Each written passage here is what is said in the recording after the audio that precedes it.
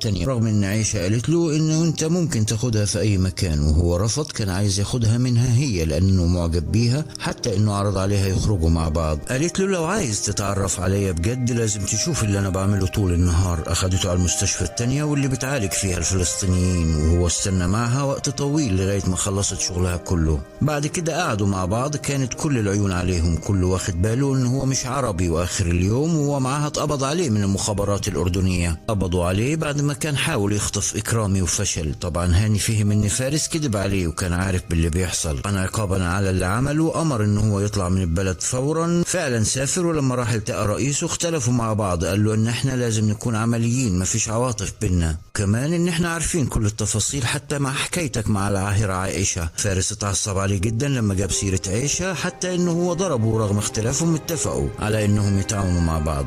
والخطة التانية انه يروح الامارات ويقابل مهندس معماري